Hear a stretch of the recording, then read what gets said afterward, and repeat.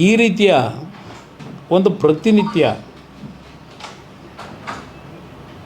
ಒಬ್ರಿಗೊಬ್ಬರು ಕೆಸರೆರಚಾಟ ಮಾಡ್ತಕ್ಕಂಥದ್ದು ಪ್ರತಿನಿತ್ಯ ನಡೀತಾ ಇದೆ.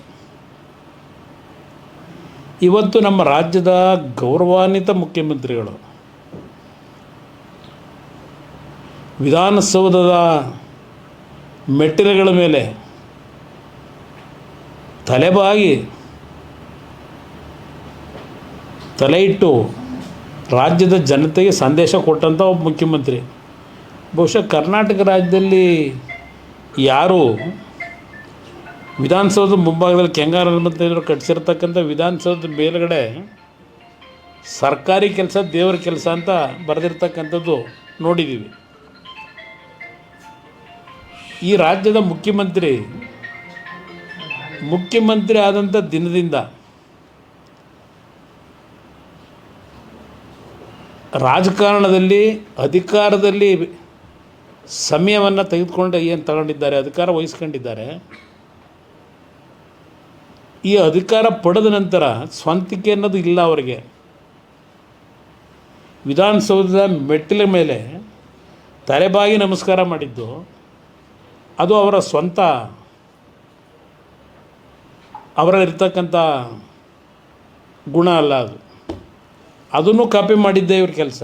ನರೇಂದ್ರ ಮೋದಿಯವರು ಈ ದೇಶದಲ್ಲಿ 2014ರಲ್ಲಿ ಪ್ರಧಾನಮಂತ್ರಿಗಳಾದಾಗ ಅವರು ಯಾವ ರೀತಿ ನಡ್ಕೊಂಡ್ರು ಅದನ್ನು ಇದರಲ್ಲೂ ಕಾಪಿ ಮಾಡಿದಂಥದ್ದು. ಬಹುಶಃ ನನಗೆ ಈ ಬಿಡದಿಯ ಟೌನ್ಶಿಪ್ ಇದೆಯಲ್ಲ, ಇದು ಸಹ ಅವರ ಒರಿಜಿನಲ್ ಯೋಜನೆ ಇಲ್ಲ ಅಂತ ಅವರೇ ಹೇಳಿದ್ದಾರೆ. ನಾನೇ ಪಿತಾಮಹ ಅಲ್ಲ, ನನ್ನ ಕನಸಿನ ಕೂಸು ಅಲ್ಲ. ಆಮೇಲೆ ಅದೇನೋ ಇನ್ನೊಂದು ಪದ ಬಳಸೋರೆ, ನನಗಿಂದೇನಿದು ಆಗಬೇಕಾಗಿಲ್ಲ ಇದೆಲ್ಲ ಹೇಳಿದ್ದಾರೆ.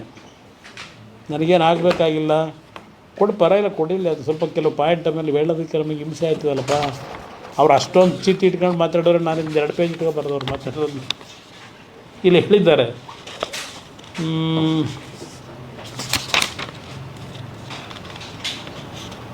ನಾನು ಪಿತಾಮಹ ಅಲ್ಲ, ನನ್ನ ಕನಸಿನ ಯೋಜನೆ ಅಲ್ಲ, ನನಗೆ ಈ ಯೋಜನೆ ಅವಶ್ಯಕತೆ ಇಲ್ಲ.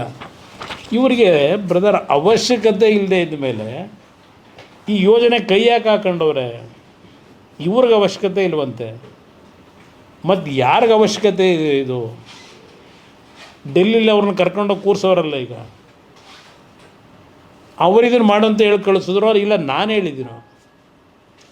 ನಾನೀಗಾಗಲೇ ರಾಜ್ಯದ ಜನತೆಗೆ ತಿಳಿಸ್ಲಿಕ್ಕೆ ಬಯಸ್ತೀನಿ, ಈ ಪ್ರಾಜೆಕ್ಟು ಬಂದಂಥದ್ದು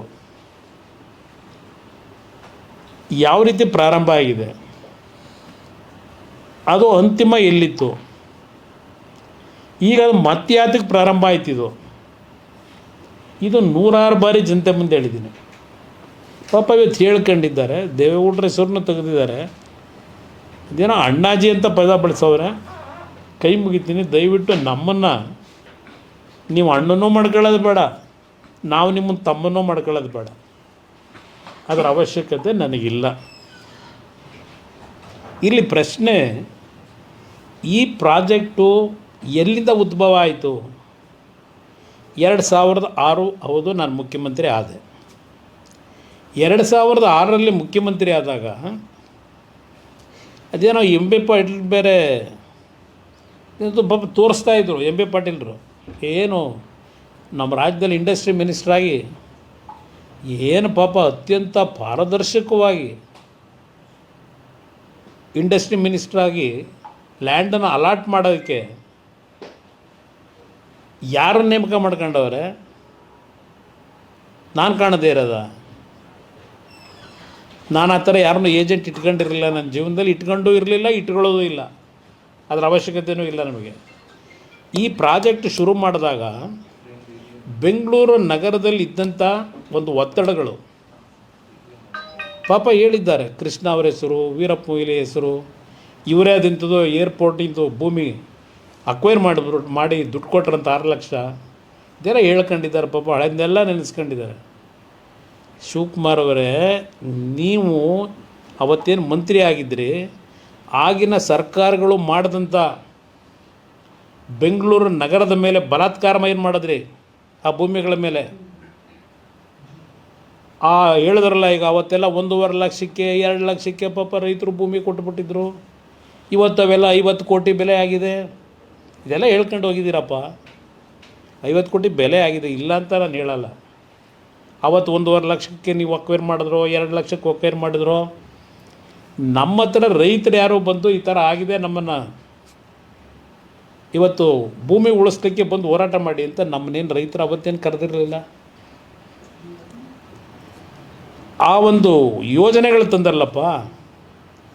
ಬೆಂಗಳೂರು ನಗರ ಮುಂದಿನ 50 ವರ್ಷ ಈಗ ಹೇಳ್ತಾ ಇದ್ದಾರಲ್ಲ, ಇದೇನೋ ಬೆಂಗಳೂರು ನಗರ ಬ್ರ್ಯಾಂಡ್ ಮಾಡ್ತೀನಿ ಅದೇನೋ ಹೇಳ್ಕೊಂಡವ್ರಲ್ಲ ಎಲ್ಲ. ಈಗ ಬ್ರ್ಯಾಂಡ್ ಬೆಂಗಳೂರು ಮಾಡ್ತೀವಿ, ಅದೇನೋ ಬೆಂಗಳೂರು ಇದು ವಿಶ್ವಕ್ಕೆ ಮಾದರಿ ಮಾಡ್ತೀವಿ ಅಂತ ಹೇಳ್ತಾ ಇದ್ದೀರಲ್ಲಪ್ಪ. ಈಗ ಅವತ್ತು ಮಾಡಿದ್ರಲ್ಲ ಸಿಂಗಾಪುರ ಮಾಡ್ತೀವಿ ಅಂತೇಳಿ, ಸಿಂಗಾಪುರ ಮಾಡ್ತೀವಿ ಅಂತ ಹೇಳಿ ಆ ಬೆಂಗಳೂರು ನಗರ ಮುಂದಿನ 50 ವರ್ಷಕ್ಕೆ ಯಾವ ರೀತಿ ಆಗ್ಬೋದು ಅನ್ನೋದನ್ನು ಕಿಂಚಿತ್ ಯೋಚನೆನೇ ಮಾಡಿದೆ. ಅವತ್ತು ನೀವು ಮಾಡಿದಂಥ ಬೆಂಗಳೂರಿನ ಅಭಿವೃದ್ಧಿ ಇದೆಯಲ್ಲ, ಅದರ ಫಲ ಇವತ್ತು ಬೆಂಗಳೂರಿನ ನಾಗರಿಕರು ಅನುಭವಿಸ್ತಾ ಇರ್ತಕ್ಕಂಥದ್ದು. ನಾನು ಆಕಸ್ಮಿಕವಾಗಿ ಮುಖ್ಯಮಂತ್ರಿ ಆದವನು. ಆ ಸಂದರ್ಭದಲ್ಲಿ ಬೆಂಗಳೂರಿನ ಪರಿಸ್ಥಿತಿಗಳನ್ನು ನೋಡಿ ಹಲವಾರು ಯೋಜನೆಗಳನ್ನು ತರಬೇಕು ಅಂತ ಮಾಡಿದ್ದು ನಿಜ. ನಾನು ಉದಾಹರಣೆಗೆ ಬೆಂಗಳೂರು ನಗರದಲ್ಲಿ ಒಂದು ಇನ್ನರ್ ಕೋರ್ ರಿಂಗ್ ರೋಡನ್ನು ಮಾಡಬೇಕು ಅಂತ ಹೇಳಿ ಸುಮಾರು 102 kilometre elevated road, inner core ರೋಡನ್ನು ಎಲಿವೇಟೆಡ್ ರೋಡನ್ನ ಮಾಡಬೇಕು ಅಂತ ಹೇಳಿ 2006ರಲ್ಲೇ ತೀರ್ಮಾನ ಮಾಡಿದ್ದೆ. ಇವತ್ತು ಯಾವೊಂದು ಗಾಳಿ ಆಂಜನೇಯ ಸ್ವಾಮಿ ಟೆಂಪಲ್ ಇದೆಯಲ್ಲ ನಮ್ಮ ಬ್ಯಾಟರಾಯನಪುರ ಅಂತೀನಿ, ನಮ್ಮ ಮೈಸೂರು ರೋಡ್ನಲ್ಲಿ, ಆ ವೆಸ್ಟ್ ಆಫ್ ಕಾರ್ಡ್ ರೋಡ್ ಪಕ್ಕದಲ್ಲಿ ಪ್ಯಾರಲಲ್ಲಿ ಆ ದೇವಸ್ಥಾನದ ಪಕ್ಕದಲ್ಲಿ ಡ್ರೈನೇಜ್ ಮೇಲೆ ಒಂದು ಫ್ಲೈಓವರ್ ಮಾಡಿದ್ದೀವಲ್ಲ, ಅದು ಒಂದು ಸಣ್ಣ ಯೋಜನೆ ಅಂತ ಪ್ರಾರಂಭ ಮಾಡಿದ್ರು, ಪೈಲಟ್ ಪ್ರಾಜೆಕ್ಟ್. 142 ಕಿಲೋಮೀಟ್ರು ಬೆಂಗಳೂರು ನಗರದಲ್ಲಿರ್ತಕ್ಕಂಥ ಈ ಒಂದು ಕಾಲುವೆಗಳಿತ್ತಲ್ಲ, ರಾಜಕಾಲುವೆ, ಅದರಲ್ಲಿ ಎಲಿವೇಟೆಡ್ ಕಾರಿಡಾರ್ ಮಾಡಬೇಕು ಅಂತ ಹೇಳಿ ಎಲಿವೇಟೆಡ್ ರೋಡ್ಗಳು ಮಾಡಿ ಸ್ಕೂಟ್ರು, ಆಟೋಗಳು, ಸಣ್ಣ ವೆಹಿಕಲ್ಗಳು, ಕಾರ್ಗಳು ಓಡಾಡೋದಕ್ಕೆ 142 ಕಿಲೋಮೀಟ್ರ್ ಯೋಜನೆ, ಅದನ್ನು ಸಹ ಮಾಡಬೇಕು ಅಂತ ತೀರ್ಮಾನ ಮಾಡಿದ್ದವನು. 5 ಟೌನ್ಶಿಪ್ ಮಾಡಬೇಕು ಅಂತ ತೀರ್ಮಾನ ಮಾಡಿದವನು ನಾನೇ. ನಾನು ಇಲ್ಲ ಅಂತ ಎಲ್ಲೂ ಹೇಳಿಲ್ಲಪ್ಪ, ಗೌರವಾನ್ವಿತ ಮುಖ್ಯಮಂತ್ರಿಗಳೇ. ನಾನು 100 ಬಾರಿ ಹೇಳಿದ್ದೀನಿ, ನಾನೇ ಮಾಡಬೇಕು ಅಂತಕ್ಕಂಥ ಯೋಜನೆಯನ್ನು ತರಬೇಕು ಅಂತ ಹೊರಟವನು ಅಂತ ನಾನೇ ಹೇಳ್ತಾ ಇದ್ದೀನಿ. ನಮ್ಮ ಮುಖ್ಯಮಂತ್ರಿಗಳ ಕಚೇರಿ ಕೃಷ್ಣ ಈ ಯೋಜನೆ ಬಗ್ಗೆ ಚರ್ಚೆ ಮಾಡಿದಾಗ ನಮ್ಮ ಅಧಿಕಾರಿಗಳು ಬಿಡದಿ ಭಾಗದ ರೈತರುಗಳು, ಮುಖಂಡರುಗಳು, ಎಲ್ಲ ಪಕ್ಷದವರನ್ನು ಕರೆದು 3 ಸಭೆ ಮಾಡಿದ್ದೀನಿ. ಆ 3 ಸಭೆಯಲ್ಲಿ ಜನಗಳು ಕೊಟ್ಟಂಥ ಅಭಿಪ್ರಾಯಗಳು, ಹೆಣ್ಣುಮಕ್ಕಳು ಸಹ ಬಂದಿದ್ದರು ಆ ಸಂದರ್ಭದಲ್ಲಿ. ಅದೆಲ್ಲ ಇನ್ನೂ ಕೆಲವರು ಬದುಕಿದ್ದಾರೆ, ಅವತ್ತು ಏನೇನು ನಡೆದಿದೆ ಘಟನೆ ಅನ್ನೋದು ನಾನಿಲ್ಲಿ ಈಗ ಕತೆ ಕಟ್ಟಬೇಕಾಗಿಲ್ಲ. ಇದೆಲ್ಲ ನಡೆದಿರ್ತಕ್ಕಂಥದ್ದು, ಬದುಕಿದ್ದಾರೆ. ಆ ಸಂದರ್ಭದಲ್ಲಿ ಯಾವೊಂದು ಕೇಂದ್ರ ಸರ್ಕಾರ SEZ ಒಂದು ಆ್ಯಕ್ಟನ್ನು ತಂದರು 2005. ಎಲ್ಲ ರಾಜ್ಯದ ಮುಖ್ಯ ಕಾರ್ಯದರ್ಶಿಗಳಿಗೆ ಪತ್ರ ಬರೀತಾರೆ ಕೇಂದ್ರ ಸರ್ಕಾರ. ಅವತ್ತು ಮನಮೋಹನ್ ಸಿಂಗ್ ಪ್ರೈಮ್ ಮಿನಿಸ್ಟ್ರು ಪತ್ರ ಬರೆದು SEZ ಜಾರಿಗೆ ತರಲಿಕ್ಕೆ ಇನ್ನು 2 ತಿಂಗಳಲ್ಲಿ ನಿಮ್ಮ ಪ್ರಸ್ತಾವನೆಗಳನ್ನು ಕೊಡಬೇಕು ಅಂತ ಹೇಳಿ ಇಡೀ ದೇಶದ ಎಲ್ಲ ರಾಜ್ಯದ ಮುಖ್ಯಮಂತ್ರಿಗಳಿಗೆ ಪತ್ರ ಬರೆದರು, ಮುಖ್ಯಮಂತ್ರಿಗಳ ಮುಖ್ಯ ಕಾರ್ಯದರ್ಶಿಗಳಿಗೆ. ಅದರ ಹಿನ್ನೆಲೆಯಲ್ಲಿ ಕೆಲವು ಅಧಿಕಾರಿಗಳು ಸಭೆಗಳು ಮಾಡಿದ್ದು ನಿಜ, ನನ್ನ ಅಧ್ಯಕ್ಷತೆಯಲ್ಲಿ ಸಭೆಗಳು ನಡೆದಿದೆ. ಅದೆಲ್ಲ ಡಾಕ್ಯುಮೆಂಟ್ ಇರ್ತದೆ, ಅದೆಲ್ಲ ಸಭೆಗಳಾಗಿರ್ತಕ್ಕಂಥದ್ದು. ಆ ಸಂದರ್ಭದಲ್ಲಿ 5 ಟೌನ್ಶಿಪ್ಪನ್ನು ಮಾಡ್ತಕ್ಕಂಥದ್ದು ಒಂದು ಚರ್ಚೆಗಳಿಗೆ ಬಂತು, ಚರ್ಚೆ ಹಂತದಲ್ಲಿ ಇತ್ತು. ಆ 5 ಟೌನ್ಶಿಪ್ಗಳಲ್ಲಿ ಒಂದು ಪೈಲಟ್ ಪ್ರಾಜೆಕ್ಟನ್ನು ಬಿಡದಿ ಹತ್ರ ಮಾಡಬೇಕು ಅಂತಕ್ಕಂಥ ಒಂದು ತೀರ್ಮಾನಗಳನ್ನು ಅಧಿಕಾರಿಗಳ ಮಟ್ಟದಲ್ಲಿ ಏನು ಚರ್ಚೆಗಳಾಗಿದ್ದವು, ಅದರ ಮೇಲೆ ನಾನು ನಮ್ಮ ಮುಖ್ಯಮಂತ್ರಿ ಕಚೇರಿಗೆ ನನಗೆ ಮತ ಕೊಟ್ಟಂಥ ಜನರನ್ನ ಕರೆದಿದ್ದು. ನಾನು ಜನಗಳನ್ನು ಏಕಾಏಕಿ ಎತ್ತು ಹೊರಗೆ ಹಾಕಬೇಕು ಅಂತ ಮಾಡಿದಂಥ ಕಾರ್ಯಕ್ರಮ ಅಲ್ಲಪ್ಪ. 3 ಬಾರಿ ಮೀಟಿಂಗ್ ಮಾಡಿದ್ದೀನಿ. ಈಗ ನೀವು ಮಾಡ್ತಿರೋದೇನು, ಮೊದಲನೇ ನೋಟಿಫಿಕೇಷನ್ ಮಾಡೋದಕ್ಕಿಂತ ಮುಂಚೆ 20 ಜನ ರೈತರನ್ನ ವಿಧಾನಸೌಧಕ್ಕೆ ಕರೆಸ್ಕೊಳ್ಳಿಲ್ಲ. ನೀವು ಕರೆಸ್ಕೊಂಡಿದ್ದೆಲ್ಲಿಗೆ? ಸರ್ಕಾರದಲ್ಲಿ ಸುಳ್ಳು ದಾಖಲೆಗಳನ್ನು ಸೃಷ್ಟಿ ಮಾಡಿ ಕಟ್ಟಿದಿರಲ್ಲಪ್ಪ. ಒಂದು ನ್ಯಾಷನಲ್ ಎಂಥ ಸ್ಕೂಲ್ ಅದು, ನ್ಯಾಷನಲ್ ಪಬ್ಲಿಕ್ ಸ್ಕೂಲು. ಏನು ಪಾಪ ಜನಕ್ಕೆ ಚಾರಿಟಿ ಎಜುಕೇಷನ್ ಕೊಡ್ತಾ ಇರೋದು, ಅಲ್ಲಿ ಫ್ರೀ ಎಜುಕೇಷನ್ ಕೊಡ್ತಾವ್ರೆ. ಸರ್ಕಾರಿ ದಾಖಲೆಗಳನ್ನು ತಿದ್ದಿ ಇದನ್ನು ಕದ್ದು ಅವನ್ನೆಲ್ಲ ದಾಖಲೆ ಮಿಸ್ಸಿಂಗು ಅಂತ ಹೇಳಿ ಒಬ್ಬ ರಿಟೈರ್ಡ್ ಅಧಿಕಾರಿ 100 ಬಾರಿ ನನ್ನ ಹತ್ರ ಬಂದರು. ಪಾಪ ಬೀದಿಗೆ ತಗೊಂಡು ನಿಲ್ಲಿಸಿದಾರಲ್ಲಪ್ಪ. ಆ ಕೆಲಸ ನಾನು ಬಿಡದಿ ರೈತರು ಮಾಡೋಕ್ಕೆ ಹೊರಟಿರಲಿಲ್ಲ. ಹೇಳಕ್ಕೆ ಚರಿತ್ರೆ ಭಾಳ ಇದ್ದಾವೆ. ಇಲ್ಲಿ ಪ್ರಶ್ನೆ ಆ ರೈತರುಗಳದ್ದು ಒಂದು ಭಾಗ.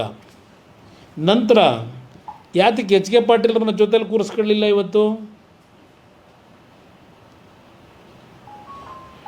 M B ಪಾಟೀಲ್ನ ಕೂರಿಸ್ಕೊಂಡಿದ್ದೀರಿ. ಎಂ ಬಿ ಪಾಟೀಲ್ದು ಗೊತ್ತು ನಮಗೆ. ಎಂ ಬಿ ಪಾಟೀಲೆಲ್ಲ ಸತ್ಯಶೋಧನಾ ಸಮಿತಿಯಲ್ಲಿ ಇದ್ದಿದ್ದು. ಅವತ್ತು ಸತ್ಯಶೋಧನಾ ಸಮಿತಿ ಚೇರ್ಮನ್ನು ನಿಮ್ಮ ಎಚ್ ಕೆ ಪಾಟೀಲ್ರು.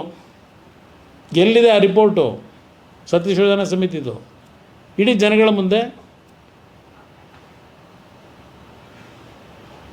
ಅದರ ಹಿನ್ನೆಲೆಯಲ್ಲಿ ವಿಧಾನಸಭೆಯಲ್ಲಿ ಚರ್ಚೆ ಆಯ್ತಲ್ಲಪ್ಪ. ಸಭೆಯಲ್ಲಿ ನೀನು ಭಾಗವಹಿಸಿದ್ದಲ್ಲಪ್ಪ. ನೀವು ಭಾಗವಹಿಸಿ ಏನೇನು ಚರ್ಚೆ ಮಾಡಿದ್ರಿ? ಶಿವಕುಮಾರು, ಸಿದ್ದರಾಮಯ್ಯ, ಮಲ್ಲಿಕಾರ್ಜುನ್ ಖರ್ಗೆ, ಧರ್ಮಸಿಂಗು, ಶ್ರೀರಾಮರೆಡ್ಡಿ, ಮಾಧುಸ್ವಾಮಿ, ಜಯಪ್ರಕಾಶ್ ನಾರಾಯಣ್, ಹೇಳ್ತಾ ಹೋಗಬಲ್ಲ ಹೆಸರುಗಳನ್ನ. ಯಾರ್ಯಾರು ಚರ್ಚೆಯಲ್ಲಿ ಭಾಗವಹಿಸಿದ್ರು, ಏನೇನು ಚರ್ಚೆಗಳಾಯಿತು ಹೇಳಿದ್ರಲ್ಲಪ್ಪ ನೀವು ಅವತ್ತು ಸಭೆಯಲ್ಲಿ, ವಿಧಾನಸಭೆಯಲ್ಲಿ ಅಧಿವೇಶನದಲ್ಲಿ ಹೇಳಿದ್ರಿ. ಕೇವಲ ಅದು ಸ್ವಾತಂತ್ರ್ಯ ಬಂದಂಥ ಸಂದರ್ಭದಲ್ಲಿ ಮುಖ್ಯಮಂತ್ರಿ ಆದಂಥ ಕೆ ಸಿ ರೆಡ್ಡಿಯವರ ಕಾಲದಿಂದ ಧರ್ಮಸಿಂಗ್ ಕಾಲದವರೆಗೆ ನಾವು ಕೇವಲ 18,000 ಎಕರೆ ಅಕ್ವೈರ್ ಮಾಡಿದ್ದು ಭೂಮಿನ. ಈ ಸರ್ಕಾರ ಬಂದು BJP JDS ಸರ್ಕಾರ 18 ತಿಂಗಳಿಗೆ 1,60,000 ಎಕರೆ ಭೂಮಿ ನೋಟಿಫಿಕೇಷನ್ ಮಾಡಕ್ಕೆ ಕೊಟ್ಬಿಟ್ಟವ್ರೆ. ಇದೆಲ್ಲ ಭಾಷಣ ಮಾಡಿದಿರಲ್ಲಪ್ಪ. ಅದೆಂಥದ್ದು ಇಷ್ಟೊಂದು ಕಂತು ಇಟ್ಕೊಂಡಿದ್ರಲ್ಲ, ಚೀಟಿಗಳು ತೆಗೆದು ಆ ಕಡೆ ಈ ಕಡೆ. ಪಾಪ ನೋಡ್ತಾ ಇದ್ದೆ ನಿಮ್ಮ ಪರದಾಟನ. ನಿಮ್ಮ ಮುಖದಲ್ಲಿ ಆ ಪಾಪ ಪ್ರಜ್ಞೆ ಅನ್ನೋದು ತುಳುಕ್ತಾ ಇತ್ತು ಆ ಟಿ ವಿಲಿ ನೋಡಿದ್ರೆ. ನಾನು ಯಾಕೆಂದರೆ ಬೆಳಗ್ಗೆ ಕ್ಯಾಬಿನೆಟ್ ಮೀಟಿಂಗ್ ಇತ್ತು. ಕ್ಯಾಬಿನೆಟ್ ಮೀಟಿಂಗ್ ಮುಗಿಸ್ಕೊಂಡು ಬಂದೆ. ನನ್ನ ಕ್ಷೇತ್ರದ ಒಂದು 25-30 ಜನ ಲೀಡರ್ಗಳು ಬಂದಿದ್ದರು. ಅವ್ರ ಜೊತೆಲಿ ಊಟ ಮಾಡ್ತಾ ಕೂತಿದ್ದೆ. ಆಗಿಲ್ಲ ಯಾರೋ ಬಂದು ತೋರಿಸಿದ್ರು. ಅದರಿಂದ ನಿಮ್ಮನ್ನೀಗ ಅಬ್ರಪ್ಟಾಗಿ ಕರೆದೆ ಈಗ ಅಷ್ಟೇ. ಚರ್ಚೆ ಮಾಡೋಣ, ಅದು ಬರೀ ಒಂದು ಸೈಡ್ ಹೋಗಬಾರ್ದು ಸುದ್ದಿ ಅಂತ. ಇಲ್ಲಿ ಚರ್ಚೆ ಮಾಡಿದ ದಿವಸನೇ ಈಗ ಅದನ್ನು ಡೇಟ್ಗಳು ಹೇಳೋರಲ್ಲ. ಸನ್ಮಾನ್ಯ ಆನರಬಲ್ ಚೀಫ್ ಮಿನಿಸ್ಟ್ರು ಅವರ ಅಧ್ಯಕ್ಷತೆಯಲ್ಲಿ ಯಾವ್ಯಾವ ಡೇಟು ಅಂತ ಹೇಳಿದಿರಲ್ಲ. ಹಲವಾರು HLCC ಮೀಟಿಂಗ್ಗಳು ನಾನು ಮುಖ್ಯಮಂತ್ರಿ ಇದ್ದಾಗ ಮಾಡಿದ್ದೇವೆ. ನನಗದರ ಅನುಭವವೂ ಇದೆ. ಎಷ್ಟು HLCC ಮೀಟಿಂಗ್ಗಳಲ್ಲಿ ಕೆಲವರು ಅರ್ಜಿ ಕೊಟ್ಟು ಒಂದು ಯೋಜನೆ ಮಾಡ್ತೀವಿ ಅಂತ ಬಂದಂಥವರು ಎಷ್ಟು ಪರ್ಸೆಂಟೇಜ್ ಜನ ಅದನ್ನು ಮಾಡಿದ್ದಾರೆ ಅಂತಕ್ಕಂಥದ್ದು ತೆಗೆದ್ರೆ ನಿಮಗೆ ಅಲ್ಲೇ ಪರ್ಸೆಂಟೇಜ್ ಸಿಗ್ತದೆ. HLCCನಲ್ಲಿ ಹಲವಾರು ಸಬ್ಜೆಕ್ಟ್ ತರ್ತಾರೆ. ಅದು ರಾಜ್ಯದ ಮುಖ್ಯಮಂತ್ರಿ ಹೇಳಿ ತರಿಸಲ್ಲ ಸಬ್ಜೆಕ್ಟ್ನ, ಇಂತಿಂಥ ಸಬ್ಜೆಕ್ಟ್ ತನ್ನಿ ಅಂತ. ಇವರೇನಾದರೂ ಮಾಡ್ಕೊಂಡಿರ್ಬೋದು ಗೊತ್ತಿಲ್ಲ ನನಗೆ. ನಮ್ಮ ಕಾಲದಲ್ಲಿ ಆ ಒಂದು ಗೈಡ್ಲೈನ್ಗಳೇನು ಇಟ್ಕೊಂಡಿದ್ರು, ನಮ್ಮ ಅಧಿಕಾರಿಗಳಿಂದ ಅದು ಫೈಲ್ ಮೂವ್ಮೆಂಟ್ ಆಗಿ ಅಂತಿಮವಾಗಿ HLCCಗೆ ತರ್ತಕ್ಕಂಥ ಒಂದು ಪ್ರಕ್ರಿಯೆ ಅದು ಸರ್ಕಾರದಲ್ಲಿ. ಅದಕ್ಕೆ ಚೇರ್ಮನ್ ನಾನು ಇರ್ತೀನಿ. ಅದಕ್ಕೆ ಇಂಡಸ್ಟ್ರಿ ಮಿನಿಸ್ಟರ್ ಇರ್ತಾರೆ, ಹಲವಾರು ಇಲಾಖೆಗಳ ಪ್ರಧಾನ ಕಾರ್ಯದರ್ಶಿಗಳಿರ್ತಾರೆ, ಎಲ್ಲ ಇರ್ತಾರೆ. ಅಲ್ಲಿ ಕೆಲವು ಪ್ರಾಜೆಕ್ಟ್ಗಳ ಬಗ್ಗೆ ಪ್ರಪೋಸಲ್ ಏನು ಬಂದಿರುತ್ತೆ, ಚರ್ಚೆಗಳಾಗಿರ್ತವೆ, ಚರ್ಚೆ ಆಗಿದ್ದವೆಲ್ಲ ಇಂಪ್ಲಿಮೆಂಟ್ ಆಗಲ್ಲ. ಇದು ಗೊತ್ತಿಲ್ವ ಅವರಿಗೆ? ನನಗಿಂತ ಮುಂಚೆನೇ ಮಂತ್ರಿ ಆಗಿದ್ದಾರಲ್ಲ, ಪಾಪ ಅವ್ರು ಹೇಳಿದ್ದಾರಲ್ಲ, ಅದೆಂಥದ್ದು ಪಾಪ ಒಟ್ಟು ನೋವಂತೆ, ಕಿವುಚ್ತಾರಂತೆ. ಹಂಗೆ ಅನ್ನಿಸ್ತದೆ. ನಾನು ನೋಡಿದರೆ 3 ದಿವಸ ನನ್ನ ಪ್ರವಾಸ ಮಾಡಿ ಬಂದೆ ಪಶ್ಚಿಮ ಬಂಗಾಳದಲ್ಲಿ. ನಮ್ಮ ಸ್ಟೀಲ್ ಅಥಾರಿಟಿನಲ್ಲಿರ್ತಕ್ಕಂಥ ಕಾರ್ಖಾನೆಗಳು ವಿಸಿಟ್ ಕೊಟ್ಟು ಏನೇನು ಮಾಡಬೇಕು ಅಂತೇಳಿ ಡೈರೆಕ್ಷನ್ ಕೊಟ್ಟು ಬಂದೆ. ನನಗೆ 24 ಗಂಟೆ ಉಸಿರಾಡೋಕ್ಕಾಗದೇ ಇರೋ ಕೆಲಸಗಳವೇ ಇಲ್ಲಿ. ಅಲ್ಲಿ ರಾಜ್ಯದಲ್ಲಿ ಯಾರು ಮುಖ್ಯಮಂತ್ರಿ, ಯಾರನ್ನ ನೋಡಿ ಹೊಟ್ಟೆವರಿ ಪಡಬೇಕು, ಟೈಮ್ ಇರಬೇಕಲ್ಲ ನನಗೆ. ಅದರಿಂದ ಈ ಲಘುವಾದ ಮಾತುಗಳನ್ನು ನಿಲ್ಲಿಸಿ, ಇಲ್ಲಿ ಯಾವಾಗ ಚರ್ಚೆ ನಡೀತು ವಿಧಾನಸಭೆ ಕಲಾಪದಲ್ಲಿ, ಚರ್ಚೆ ಆಗಿದ್ದು 29-30 2 ದಿನ, ಆಗಸ್ಟ್ ತಿಂಗಳು 2007.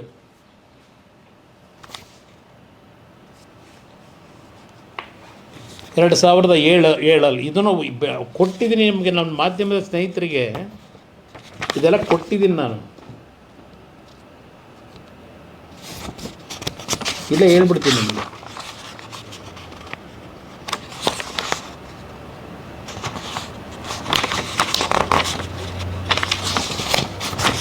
ಇದು ಹೇಳಿದ್ನಲ್ಲ, 29-30 ಆಗಸ್ಟ್ 2007 ಸುದೀರ್ಘವಾದ ಚರ್ಚೆ ನಡೆದಂಥದ್ದು.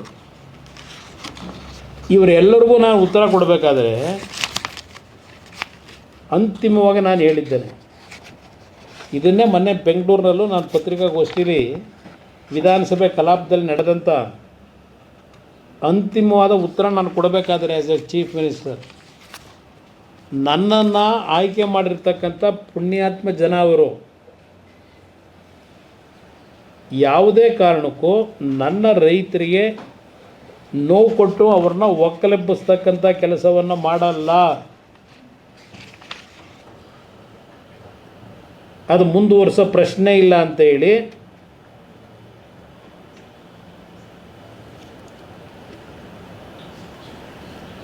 ಇಲ್ಲಿ ಹೇಳ್ತಿದ್ದೀನಿ. ಹೇಳಿದಾರಲ್ಲ HLCC ಮೀಟಿಂಗು, ಹೇಳ್ತಾರೆ ನೋಡಿ, ಈ ಮಟ್ಟಕ್ಕೆ ರೈತರನ್ನ ಒಕ್ಕಲೆಬ್ಬಿಸಲಿಕ್ಕೆ ನೀವು ಹೊರಟಿದ್ದೀರಿ ಎಂದೇನು ಎಲ್ಲ ಸದಸ್ಯರುಗಳು ಹೇಳಿದ್ದಾರೆ. ನಾನು ಇಲ್ಲಿ ಒಂದು ವಿಷಯವನ್ನು ಹೇಳುವುದಕ್ಕೆ ಬಯಸುತ್ತೇನೆ. HLCCನಲ್ಲಿ ನಮ್ಮ ಸರ್ಕಾರ ಬಂದ ಮೇಲೆ ಏನು ತೀರ್ಮಾನವಾಗಿದೆ ಎಂದು ಹೇಳುವುದಕ್ಕೆ ಬಯಸುತ್ತೇನೆ. ಡಾಲರ್ಸ್ ಹೋಟೆಲ್ ಲಿಮಿಟೆಡ್ 17ನೇ ತಾರೀಕಿನ HLC ಮೀಟಿಂಗ್ನಲ್ಲಿ ಬಂದಿದೆ. Nature of approval, consent process, status of acquisition not commenced, whether consent letter submitted not yet, century retirement not yet, ಈ ಥರ ಎಲ್ಲ ಹೇಳ್ಕೊಂಡು ಹೋಗಿದ್ದೀನಿ. ಸ್ವೇಚ್ಛಾಚಾರವಾಗಿ ತೀರ್ಮಾನಗಳು ಆಗಿಲ್ಲ, ಆಗುವುದಕ್ಕೆ ಅವಕಾಶವನ್ನೂ ಕೊಟ್ಟಿಲ್ಲ. ಇದೆಲ್ಲ ಹೇಳಿ ನನ್ನ ರೈತರನ್ನ ಒಕ್ಕಲೆಬ್ಬಿಸ್ತಕ್ಕಂಥ ಪ್ರಶ್ನೆ ಇಲ್ಲ, ಅದನ್ನು ಸ್ಟಾಪ್ ಮಾಡ್ತೀವಿ ಅಂತ ಹೇಳಿದ್ದೀನಿ. 1ನೇ ತಾರೀಕು ಆಗಸ್ಟು 2007 ಡೇಟು ನನ್ನ ತಲೆಯಲ್ಲಿದೆ. ಆಮೇಲೆ ಈ DLF ಇವತ್ತು ಚರ್ಚೆ ಮಾಡಿದ್ದಾರೆ. ಪಾಪ DLF ಅವನು ಯಾವನ್ನ ಮುಖ ನೋಡಿಲ್ಲ ನಾನು. DLF ನಿಮ್ಮದು ಸಂಬಂಧ ಬಿಚ್ಚಣಂತೆ, ತಾವರೆಕೆರೆ ಹೋಬಳಿ. ಅವನು ಯಾರೋ ಪಾಪ ಬ್ರಿಟಿಷರ ಕಾಲದಲ್ಲಿ ಬಂದಿದ್ದ ಫಾರಿನ್ನಿಂದ.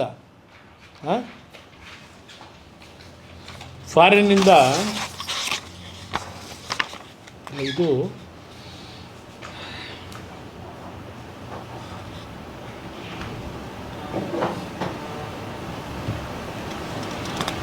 ಇಲ್ಲ, ಇದೇನು ಬೇಡ ನಮಗೆ. ಇದು ನನಗೆ ಬೇಕಾಗಿರೋದು DLFದು. ನನ್ನ ಕಾಲದಲ್ಲಿ 100 ಕೋಟಿ 200 ಕೋಟಿ ಮತ್ತು 100 ಕೋಟಿ ಅಂತ ಎಲ್ಲ ಹೇಳ್ಕೊಂಡವ್ರೆ. ಈ ಪ್ರಾಜೆಕ್ಟನ್ನು ಚರ್ಚೆಗೆ ಬಂದಿದ್ದು ನಿಜ. ಈ ಪ್ರಾಜೆಕ್ಟು ಟೇಕ್ ಆಫೇ ಆಗಲಿಲ್ಲ. ಅದಕ್ಕೆ ಕಾರಣ ವಿಧಾನಸಭೆ ಕಲಾಪದಲ್ಲಿ ನಾನು ಹೇಳಿದ್ದೀನಿ, 1ನೇ ತಾರೀಕು ಆಗಸ್ಟು 2007ನೇ ತಾರೀಕಿನಂದು 2007ನೇ ಇಸ್ವಿ 1ನೇ ತಾರೀಕು 8ನೇ ತಿಂಗಳು ಆಗಸ್ಟು ನಾನು ಹೇಳಿರ್ತಕ್ಕಂಥದ್ದು ಈ ಪ್ರಾಜೆಕ್ಟನ್ನು ಮುಂದುವರಿಸಲ್ಲ, ನಿಲ್ಲಿಸ್ತೀವಿ ಅಂತ ಹೇಳಿದ್ದೀನಿ. ವಿಧಾನಸಭೆ ಕಲಾಪದಲ್ಲೇ ಬಿಡದಿದ್ದು, ನಾನು ಅದಕ್ಕೆ ಕನ್ಫೈನ್ ಆಯ್ತಿರೋದು ಬಿಡದಿದ್ದಕ್ಕೆ. ಆಮೇಲೆ ನಾನು ರಾಜೀನಾಮೆ ಕೊಟ್ಟಿದ್ದು 9 ಅಕ್ಟೋಬರ್ 2007 ರಾಜೀನಾಮೆ ಕೊಟ್ಟಿರೋದು. DLFದು ಮತ್ತೆ ಮುಂದೆ ಟ್ರಾನ್ಸಾಕ್ಷನ್ ಆಗಿರೋದು ಯಾವತ್ತು? ಬಹುಶಃ 27-29 ತಾರೀಕು ಮೇಲೆ ಆಗಿದೆ, ಅಕ್ಟೋಬರು. ಅದು ರಾಜ್ಯಪಾಲರ ಆಡಳಿತ, ನವಂಬರ್ ತಿಂಗಳಲ್ಲಾಗಿರೋದು. ರಾಜ್ಯಪಾಲರ ಆಡಳಿತ ಇದ್ದಾಗ ನನಗೆ ಸಂಬಂಧ ಇಲ್ಲದೆ ಇರೋದು. ನಾನಲ್ಲಿ ವಿಧಾನಸಭೆಯಲ್ಲಿ ಆಗಸ್ಟ್ 1ನೇ ತಾರೀಕು ಈ ಪ್ರಾಜೆಕ್ಟನ್ನು ನಿಲ್ಲಿಸ್ತೀವಿ ಅಂತ ಭಾಷಣದಲ್ಲಿ ಹೇಳ್ಬಿಟ್ಟಿದ್ದೀನಿ. ಇವರೆಲ್ಲ ನನ್ನ ಮೇಲೆ ಗದಾಪ್ರಹಾರ ಮಾಡಿದ್ರಲ್ಲ,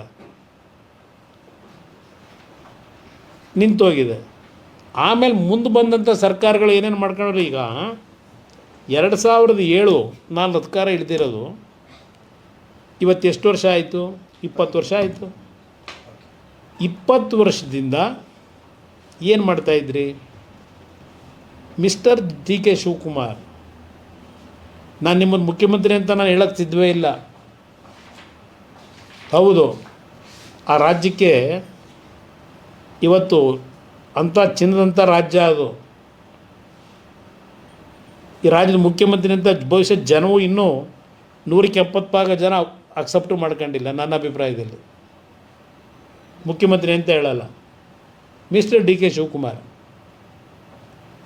ನೀವು ನನ್ನ ಮೇಲೆ ಏನು ಆಪಾದನೆ ಮಾಡ್ತಾಯಿದ್ದೀರಿ? ಇತ್ತೇನೋ ಪೇಪರ್ಗಳು ಇಟ್ಕೊಂಡು ಏನೋ ಪಾಪ ಹೇಳ್ತಾಯಿದ್ದೀರಿ. ಪಕ್ಕದಲ್ಲಿ ಅಕ್ಕಪಕ್ಕದಲ್ಲಿ ಬೇರೆ ಕೂರಿಸ್ಕೊಂಡಿದ್ರಿ, ಅವ್ರು ಬೇರೆ ಕಿವಿಲಿ ಏನೋ ಹೇಳ್ತಾನೆ ಇದ್ದರು. ಇಲ್ಲಿ ಪ್ರಶ್ನೆ, ಈ 20 ವರ್ಷದಲ್ಲಿ 2013 BJP ಸರ್ಕಾರ ಬಂದಿದ್ದು ಬಿಟ್ಬಿಡಿ, 2009 ಇರಲಿ, ಅವರೇನೋ ಟ್ರೈ ಮಾಡಿದ್ರು, 10ರಲ್ಲಿ ಮತ್ತೇನೋ ಜಾಗತಿಕ ಟೆಂಡರ್ ಕರೆದ್ರು, ಯಾರೂ ಬರಲಿಲ್ಲ. ಇದನ್ನೆಲ್ಲ ಹೇಳ್ತಾ ಹೋಗಿದ್ದೀರಿ. 13ಕ್ಕೆ ಮುಖ್ಯಮಂತ್ರಿಗಳು ಬಂದ್ರಲ್ಲಪ್ಪ ಸಿದ್ದರಾಮಯ್ಯನವರು, ನೀವು ಆ ಮಂತ್ರಿಮಂಡಲದಲ್ಲಿ ಮಂತ್ರಿ ಇದ್ರಲ್ಲ. ಇವತ್ತು ಇಷ್ಟು ತರಾತುರಿಲೇನು ಹೊರಟಿದ್ದೀರಿ ಇದನ್ನು ಮಾಡಬೇಕು ಅಂತೇಳಿ? ಯಾರಪ್ಪ ನಿಮಗೆ ತಲೆಗೆ ತುಂಬಿದವರು ಇದು ಮಾಡಬೇಕು ಅಂತ ಹೇಳಿ? ಈಗ ನೀವೇನು ಮುಖ್ಯಮಂತ್ರಿ ಆದಮೇಲೆ ಮಾಡಿಲ್ಲ, ಇದನ್ನು ನೀವು ಸಿದ್ದರಾಮಯ್ಯನವ್ರು ಮುಖ್ಯಮಂತ್ರಿ ಇದಾಗಲೇ ಶುರು ಮಾಡ್ಕೊಂಬಿಟ್ರಿ, ಬಂದಿದ್ದೀರಿ. ಈಗ ಹೊಸ್ದಾಗಿ ನಿಮ್ಮ ಸರ್ಕಾರ ಬಂದು ಇದು ಮಾಡೋಕೊಳ್ಟ್ರಿ, ಅದನ್ನು ಹೊಟ್ಟೆ ಉರಿ ಪಟ್ಕೊಂಡು ರೈತರನ್ನ ಎತ್ಕಟ್ಟಿದ್ದೀವಿ, ಇದೆಲ್ಲ ಏನು ಹೇಳ್ತಾ ಇದ್ದೀರಿ? ಯಾವುದೇ ರೈತರನ್ನ ಎತ್ಕಟ್ತಕ್ಕಂಥ ಕೆಲಸ ನಾವು ಮಾಡಿಲ್ಲ. ರೈತರು ಸಂತೋಷವಾಗಿ ಮಾಡ್ತೀವಿ ಅಂದರೆ ಮಾಡ್ಕೊಳ್ಳಿ, ಹಿಡ್ಕೊಂಡಿರೋರು ಯಾರು ನಿಮ್ಮನ್ನ? ಈ 20 ವರ್ಷದಲ್ಲಿ ನೀವು ಈಗಾಗಲೇ ಒಂದು ಬಾರಿ ಮುಖ್ಯಮಂತ್ರಿಯಾಗಿ ಮಂತ್ರಿಯಾಗಿ ಅವತ್ತು ಕೈ ಹಾಕಲಿಲ್ಲ. ಅವತ್ತು ಕೆಲವು ಪ್ರೊಸೀಡಿಂಗ್ ಆಗಿದೆ. ಸಿದ್ದರಾಮಯ್ಯನವ್ರ ಕಾಲದಲ್ಲೂ ಪ್ರೊಸೀಡಿಂಗ್ ಮಾಡ್ಕೊಂಡವ್ರ ಅಧಿಕಾರಿಗಳು. ಕನಸಿನ ಕೂಸು ಅವೆಲ್ಲ ಇರಲಿ, ಆಮೇಲೆ ಆಗಲೂ ಕೈ ಹಾಕ್ದಂಥವ್ರು ಏನಿದೆ, ಯಾಕೆ ನಡೆಸ್ಕೊಂಬಂದ್ರಿ ಇದನ್ನು? ನಂತರ ನಾನು 2018 ಮುಖ್ಯಮಂತ್ರಿ ಆದೆ, 14 ತಿಂಗಳಿದ್ದೆ. ನಾನು ಈ ಕಾರ್ಯಕ್ರಮ ಮಾಡಲೇಬೇಕು ಅಂತ ನನ್ನದೇನಾದರೂ ಚಿಂತನೆ ಇಟ್ಟಿದ್ದರೆ ನಾನು 14 ತಿಂಗಳು ಮಾಡ್ತಿರಲಿಲ್ವಾ? 14 ತಿಂಗಳು ನನ್ನ ಜೊತೆಲೇ ಇದ್ದಾರಲ್ಲಪ್ಪ ನೀರಾವರಿ ಮಂತ್ರಿಯಾಗಿ. ಯಾವತ್ತಾದರೂ ಈ ವಿಷಯ ಬಂದು ಚರ್ಚೆ ಮಾಡಿದ್ರಾ? ಬಿಡದಿ ಪ್ರಾಜೆಕ್ಟ್ ಬಗ್ಗೆ ಚರ್ಚೆ ಮಾಡಿದ್ದು ಬಹುಶಃ ಬೆನಕನಹಳ್ಳಿ ಚರ್ಚೆ ಮಾಡಿರಬೇಕು. ಬೆನಗಾನಹಳ್ಳಿ ಅದು ಚರ್ಚೆ ಮಾಡಿರ್ಬೋದು. ಬೆನಗಾನಹಳ್ಳಿ ಡಿನೋಟಿಫಿಕೇಷನ್, ಅಯ್ಯೋ ನಾನು ಯಾಕಪ್ಪ ಮಾಡಲಿ ಡಿನೋಟಿಫಿಕೇಷನು? ನನಗೇನು ಜೈಲಿಗೆ ಹೋಗ್ಬೇಕಾ ನಾನು? ಮತ್ತೆ ಡಿನೋಟಿಫಿಕೇಷನ್ ಮಾಡಿ. ಆ ಬೆನಗಾನಹಳ್ಳಿ ಡಿನೋಟಿಫಿಕೇಷನ್ಗೆ ಮಾತಾಡಿದ್ರಿ ಬಂದು ನನ್ನ ಹತ್ರ, ಜ್ಞಾಪಕ ಮಾಡ್ಕೊಳ್ಳಿ. ರೈತರ ಭೂಮಿದು ಡಿನೋಟಿಫಿಕೇಷನ್ ಬಗ್ಗೆ ನೀವು ಚರ್ಚೆ ಮಾಡಲೇ ಇಲ್ಲ ನನ್ನ ಹತ್ರ 18 ತಿಂಗಳಲ್ಲಿ. ಇಲ್ಲ ಬಿಡದಿ ಪ್ರಾಜೆಕ್ಟ್ ಬಗ್ಗೆನೇ ಚರ್ಚೆ ಮಾಡಲಿಲ್ಲ. ನಿಮ್ಮ ಜಮೀನು ಕೊಟ್ಟಿದ್ದೀರಾ, ಇದೆಂತ ನೈಸಿಗೆ ಕೊಟ್ಟಿದ್ದೀರಾ? ಅಯ್ಯೋ ರಾಮನೇ, ಆ ಲೈನ್ ಬಂದಿರೋ ಕೊಡಲೇಬೇಕಿತ್ತು. ಇವತ್ತು ಈಗ ನೀವು ಇಷ್ಟೊಂದು ಪ್ರೇರೇಪಣೆ ಯಾರು ಕೊಟ್ಟಾರೆ ನಿಮಗೆ ಈ ಪ್ರಾಜೆಕ್ಟ್ ಮಾಡೋದಕ್ಕೆ? ಆಮೇಲೆ ಅದೇನೋ ಒಂದು ಹೇಳಿದಿರಿ, 1000 ಎಕರೆ ಯಡಿಯೂರಪ್ಪ ಕಾಲದಲ್ಲಿ ನನ್ನ ಅಧಿಕಾರ ಹೋದ ಮೇಲೆ ಅಲ್ಲಿ ಯಾವುದೋ ಡಿನೋಟಿಫಿಕೇಷನ್ ಆಗಿದೆ ಅಂತೇಳಿ. ಅವರು ಯಾಕೆ ಮಾಡ್ಕೊಂಡವ್ರೆ ಅಂತಂದ್ರೆ ವಿಷಯ ತಿಳ್ಕೊಂಡಿದ್ಯಪ್ಪ. ಯಾಕೆ ಮಾಡವ್ರೆ ಅಂತ? ಯಾರ್ದು ಭೂಮಿ ಯಾವತ್ತು ಡಿನೋಟಿಫೈ ಮಾಡಿರೋದು? 70 ಲಕ್ಷ ಕೊಟ್ಟರು, ನಾನು 2.25 ಕೋಟಿ ಕೊಡ್ತಿದ್ದೀನಿ. ಯಡಿಯೂರಪ್ಪನವ್ರ ಕಾಲದಲ್ಲಿ ಬರೀ 70 ಕೊಟ್ಟಿದ್ದರು. 70 ಲಕ್ಷ ಅದು ರೈತರ ಭೂಮಿನ ಅಕ್ವೈರ್ ಆಗಿದ್ದು, ಅಲ್ಲ ಡಿನೋಟಿಫೈ ಆಗಿದ್ದು. ಸಿದ್ದರಾಮಯ್ಯರ ಕಾಲದಲ್ಲಿ ಒಬ್ಬ ತಿಮ್ಮೇಗೌಡ ಅಂತೇಳಿ ಎಕ್ಸೈಸ್ ಕಾಂಟ್ರಾಕ್ಟ್ರು ಅವರು ಡಿಫಾಲ್ಟ್ ಆಗಿದ್ದರು, ಸರ್ಕಾರಕ್ಕೆ ದುಡ್ಡು ಕಟ್ಟಿರಲಿಲ್ಲ. ಇದೇ ಸಿದ್ದರಾಮಯ್ಯವ್ರ ಕಾಲದಲ್ಲಿ ನೀನು ಒನ್ ಟೈಮ್ ಸೆಟ್ಲ್ಮೆಂಟ್ ಮಾಡೋದಾದರೆ ಇಷ್ಟು ದುಡ್ಡು ಬಿಟ್ಕೊಡ್ತೀವಿ, ನೀನು ದುಡ್ಡು ಕಟ್ಟು ಅಂದರು. 500 ಕೋಟಿನೋ 400 ಕೋಟಿನೋ 600 ಕೋಟಿನೋ ಸರ್ಕಾರಕ್ಕೆ ಕಟ್ಟು ಅಂದರು ಸಿದ್ದರಾಮಯ್ಯರ ಕಾಲದಲ್ಲಿ. ಅದರ ಬ್ಯಾಕ್ಗ್ರೌಂಡ್ ನಿಮ್ಮ ಗಮನಕ್ಕೆ ತರ್ತೀನಿ. ಯಾಕೆ ಹೋರಾಟ ಮಾಡಲಿಲ್ಲ ಆಗ? 1,000 ಎಕರೆ ಡಿನೋಟಿಫೈ ಮಾಡಿದಾಗ ಯಡಿಯೂರಪ್ಪನವ್ರ ಕಾಲದಲ್ಲಿ ಹಾಗೆಲ್ಲ ಹೋಗಿದ್ರು ಇವರು ಅಂತ ಏನು ಹೇಳ್ತಾ ಇದ್ದಾರೆ. ಆ ಲ್ಯಾಂಡು ಒಂದು 20 ಎಕರೆ ಬಿಟ್ಟು ಇನ್ನುಳಿದ 900 ಎಕರೆ ಆ ಕಂಪ್ನಿಯವ್ರಿಗೆ ಸೇರಿದ್ದು. ಆ ತಿಮ್ಮೇಗೌಡರು ಅಂತ ಹೇಳಿದ್ನಲ್ಲ, ದುಡ್ಡು ಕಟ್ಟಿರಲಿಲ್ವ ಅವರಿಗೆ ಒನ್ ಟೈಮ್ ಸೆಟ್ಲ್ಮೆಂಟಿಗೆ ಸಿದ್ದರಾಮಯ್ಯನವರು ಒಂದು ಅವಕಾಶ ಕೊಟ್ಟಿದ್ರಲ್ಲ, ವಿನಾಯಿತಿ. ಅದನ್ನು ದುಡ್ಡು ಕಟ್ಟಲಿಕ್ಕೆ ದುಡ್ಡಿರಲಿಲ್ಲ ಅವ್ರ ಹತ್ರ. ಅದಕ್ಕೆ ಹೋಗಿ ಸರ್ಕಾರದ ಮುಂದೆ ಅರ್ಜಿ ಹಾಕ್ಕೊಂಡು ಡಿನೋಟಿಫಿಕೇಷನ್ ಮಾಡಿ ಸರ್ಕಾರದಿಂದ ದುಡ್ಡು ತಗೊಂಡು ಸರ್ಕಾರಿ ದುಡ್ಡು ಕಟ್ಕೊಂಡವ್ರೆ. ಇದು ದೊಡ್ಡ ವ್ಯವಹಾರ. ಅಲ್ಲಿ ಯಾರು ರೈತರ ಭೂಮಿದಲ್ಲ ಡಿನೋಟಿಫೈ ಮಾಡಿದ್ದು. ರೈತರ ಭೂಮಿ ಎಲ್ಲಿಂದ ಮಾಡ್ತಾರೆ ಡಿನೋಟಿಫೈನ? ಇದೇ ನೀವಿದ್ದರಲ್ಲಪ್ಪ ಮಂತ್ರಿ ಸಿದ್ದರಾಮಯ್ಯರ ಕಾಲದಲ್ಲಿ, ಯಾವುದು ಅರ್ಕಾವತಿ ಲೇಔಟು. ಎಸ್.ಎಂ. ಕೃಷ್ಣ ಅವ್ರನ್ನೂ ಆಳಕ್ಕೆ ಬಿಡಲಿಲ್ಲ. ಎಸ್.ಎಂ. ಕೃಷ್ಣ ಅವರು ರಾಜ್ಯಸಭೆ ಮೆಂಬರ್ ಮಾಡಿದಾರೆ. ಯಾರ್ರೀ? ಸೋತ್ ಮನೇಲಿ ಕೂತಿದ್ರು. ಎಸ್.ಎಂ. ಕೃಷ್ಣ ಅವರನ್ನು 94ರಲ್ಲಿ ದೇವೇಗೌಡರು ಮುಖ್ಯಮಂತ್ರಿಯಾಗಿ ರಾಜ್ಯಸಭೆಗೆ ಅವ್ರು ಹೋಗಬೇಕಾದ್ರೆ ಈ ಮನುಷ್ಯಂದ ದೇವೇಗೌಡರು ಕೊನೆ ಹಂತಕ್ಕೆ ಹೋಗಿ ಅದು ಸೆಕ್ಯುಲರ್ ಜೀವನದಲ್ಲಿ ಅಳವಡಿಸ್ಕೊಂಬಂದು ನಿಮ್ಮನ್ನು ನಂಬಿ ಅವತ್ತು ಎಸ್.ಎಂ. ಕೃಷ್ಣ ಅವ್ರನ್ನ ಕಳಿಸಿದ್ದು ನೀನಲ್ಲ ಕಣಪ್ಪ. ಪಾರ್ಲಿಮೆಂಟ್ ರಾಜ್ಯಸಭೆಗೆ ದೇವೇಗೌಡರು ಕಳಿಸಿದ್ದು. ಹೊರಗಡೆ ನಾನು ಎಸ್.ಎಂ. ಕೃಷ್ಣ ಅವರಿಗೆ ಬೆಂಬಲವಾಗಿ ನಿಂತು ಪಾಪ ಹೇಳ್ಕೊತಾರೆ. ಇದನ್ನೇ ನಾನು ಹೇಳ್ತಾ ಇರೋದು. ಯಾವ ಡಿನೋಟಿಫಿಕೇಷನ್ ಬಗ್ಗೆ ನೀವು ಹೇಳ್ತೀರಿ, ಆ ರೀಡು ಅಂತ ಮಾಡಿದ್ರಲ್ಲ ನೀವು ಮಂತ್ರಿ, ಸಿದ್ದರಾಮಯ್ಯವ್ರು ಮುಖ್ಯಮಂತ್ರಿ. ಅವತ್ತು ರೈತರ ಭೂಮಿನ ನೀವು ಡಿನೋಟಿಫೈ ಮಾಡಿದ್ದು ಎಲ್ಲ GPA ಹೋಲ್ಡರ್ಗಳನ್ನು ಮಾಡಿದ್ರಿ. ರೀಡು ಹೆಸರಿನಲ್ಲಿ 450 ಎಕರೆ ಅರ್ಕಾವತಿ ಲೇಔಟಲ್ಲಿ ಎಷ್ಟು ಸೈಟ್ ಕೊಟ್ಟರೋ ಗೊತ್ತಿಲ್ಲ. 3,800 ಎಕರೆನೇನೋ ಅಕ್ವೈರ್ ಮಾಡಿ ಕೊಟ್ಟಿದ್ದ ಸೈಟ್ ಎಷ್ಟು? ಇನ್ನು ನಿಮ್ಮ ಯೋಗ್ಯತೆಗೆ ನಾನು 2007 ಯಾವಾಗ ನನ್ನ ಸರ್ಕಾರದ ಮೇಲೆ ಅಟ್ಯಾಕ್ ಮಾಡಿದ್ರಿ ನೀವೆಲ್ಲ, ರೈತರು ಭೂಮಿ ಎಲ್ಲ ಒಡೆಯ ಕೊಟ್ಬಿಟ್ಟಿದ್ದೀರಿ ಅದು ಇದು ಅಂತೇಳಿ, 1,60,000 ಎಕರೆ ಅಂತ ಹೇಳ್ದಲ್ಲ, ಭಾಷಣ ಮಾಡಿದ್ದೀರಿ, ರೆಕಾರ್ಡಲ್ಲಿದೆ. ಆಗಸ್ಟ್ 15, 2007 5 ಬಡಾವಣೆಗಳಲ್ಲಿ BDAಯಿಂದ ಹೊಸ ಬಡಾವಣೆ ರಚನೆ ಮಾಡ್ತಕ್ಕಂಥ ಘೋಷಣೆ ಮಾಡಿದೆ. ಶಿವರಾಮ್ ಕಾರಂತ್ ಬಡಾವಣೆ, ನಿಜಲಿಂಗಪ್ಪ ಬಡಾವಣೆ, ದೇವರಾಜ ಅರಸು ಬಡಾವಣೆ, ಅಲ್ಲಿಂದ ಶಿವರಾಮ್ ಕಾರಂತ್ ಬಡಾವಣೆ. ಈ 5 ಬಡಾವಣೆಗಳನ್ನು, ವಿಶ್ವೇಶ್ವರಯ್ಯ ಬಡಾವಣೆ, ನಾನೇನು ತೀರ್ಮಾನ ಅವತ್ತು ಘೋಷಣೆ ಮಾಡಿದೆ, ಇದರಲ್ಲಿ ಮಾಣಿಕ್ ಶಾ ಪೆರೇಡ್ ಗ್ರೌಂಡ್ನಲ್ಲಿ 20 ವರ್ಷ ಆಗೈತಲ್ಲಪ್ಪ, ಎಷ್ಟು ಸೈಟ್ ಹಂಚಿದಿರಿ ಅಲ್ಲಿ ಜನಕ್ಕೆ? ಈ 5 ಬಡಾವಣೆ ಮಾಡಿ ಇಲ್ಲಿವರೆಗೆ. ಈ ಟೌನ್ಶಿಪ್ ಮಾಡಿ ವಿಶ್ವ ದರ್ಜೆ, ಬೆಂಗಳೂರು ದಕ್ಷಿಣ, ರಾಮನಗರ ಹೆಸರಿದ್ದರೆ ಬೆಲೆ ಬರೋಲ್ಲ, ಬೆಂಗಳೂರು ದಕ್ಷಿಣ ಮಾಡಿಬಿಟ್ರೆ ರೈತರಿಗೆ ಏನು ಬೆಲೆ ದೊಡ್ಡ ಮಟ್ಟದಲ್ಲಿ ಬಂದುಬಿಡುತ್ತೆ. ಹೇಳ್ತಾ ಭಾಷಣ ಮಾಡಿದ್ದು ನೋಡಿದ್ದೀನಿ. ಅಲ್ಲಿ 1,000 ಎಕರೆದು ಪಕ್ಕದಲ್ಲಿ ಕೂರಿಸ್ಕೊಂಡು ಹಿಮ್ಮೇಳ ಮಾಡ್ತಿದ್ರಲ್ಲ MB ಪಾಟೀಲು, ಅದು ಯಾರಿಗೆ ಮಾಡಿದ್ದು ಅಂತ ಹೇಳಪ್ಪ? ರೈತರಿಗೆ ಮಾಡಿದ್ರು ಡಿನೋಟಿಫಿಕೇಷನ್ನು ಬಿ ಜೆ ಪಿ ಸರ್ಕಾರದಲ್ಲಿ. ತಿಮ್ಮೇಗೌಡರಿಗೆ ಮಾಡಿಕೊಟ್ಟಿದ್ದು ಅದನ್ನು ಸ್ವಲ್ಪ ಹೇಳಿ. ಇವತ್ತು ಒಂದು ಕಡೆ ಹೇಳ್ತೀರಿ, ಈಗ ಮತ್ತೆ ಇವತ್ತು ಪತ್ರಿಕಾಗೋಷ್ಠಿಲಿ ಏನೋ 2 ತಿಂಗಳು ಕಾಯ್ತಾರಂತ ಇನ್ನುವೆ. ಯಾರು ಭೂಮಿ ಕೊಡಲ್ಲ, ನಿಮಗೇನು ತೊಂದರೆ ಕೊಡಲ್ಲ, ನೀವು ಇಟ್ಕೊಳ್ಳಿ ಭೂಮಿಯ. ಯಾರು ದುಡ್ಡು ತಗೋತಾರೆ ಅವ್ರು ಕೊಡ್ತಾರೆ ಅಷ್ಟೇ. ಇನ್ನೊಂದು ಹೇಳ್ತಾ ಇದ್ದೆ, ಡೈವರ್ಷನ್ ಆಯ್ತು ನನಗೆ. 20 ಜನ ರೈತರನ್ನ ಕರೆಸಿದ್ರಲ್ಲ ಈ 3 ನೋಟಿಫಿಕೇಷನ್ ಮಾಡೋದಕ್ಕಿಂತ ಮುಂಚೆ. ಇಲ್ಲ ಈಗ ತಕ್ಷಣ ಮಾಡೋದಿಲ್ಲ, ಇನ್ನೂ ಸ್ವಲ್ಪ ಸಮಯ ತಗೋತೀನಿ, ನೋಡೋಣ ನಡೀರಿ ಅಂಥೇಳಿ ಬೆಳಗ್ಗೆ ಆ 3 ಒಳ್ಳೆಯದು ಅಧಿಸೂಚನೆ ಹೊರಡಿಸು ಅಂತಿಮ. ಈಗ ಹೇಳ್ದವರೆ ಕಮಿಟಿ ಮಾಡ್ತಾರಂತೆ. ಯಾವ ಕಮಿಟಿ? ಶಾಸಕರದ್ದು ಮಾಡೋದು, ಜಡ್ಜ್ದು ಮಾಡೋದು. ಇದೆಂಥದ್ದು ರಿಯಲ್ ಎಸ್ಟೇಟ್ ಅಂತ ಹೇಳ್ತಾಯಿದ್ರು. ಅಪ್ಪ ನಾನೇನು ರಿಯಲ್ ಎಸ್ಟೇಟ್ ಯಾವುದು ಮಾಡಿಲ್ಲಪ್ಪ ನಾನು. ನಾನು ಜಮೀನು ತಗೊಂಡಿದ್ದೀನಿ, ಇದೆ ಕೇತನಹಳ್ಳಿಯಲ್ಲಿ.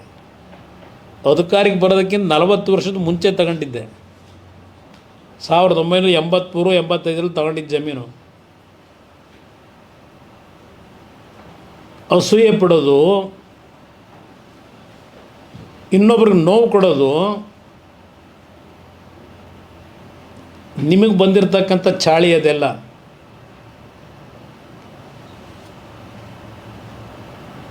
ಎಂಬತ್ತೈದನೇ ಇಸ್ವಿಲಿ ಖರೀದಿ ಮಾಡಿದ ಜಮೀನು ಅದೆಂಥದ್ದು 4 ಎಕರೆ ಒತ್ತುವರಿ ಆಗೋಗಿದೆ. ಇಡೀ ದೇಶದಲ್ಲಿ ಹೇಳ್ಕೊಂಬಂದಿದ್ದೀರಿ.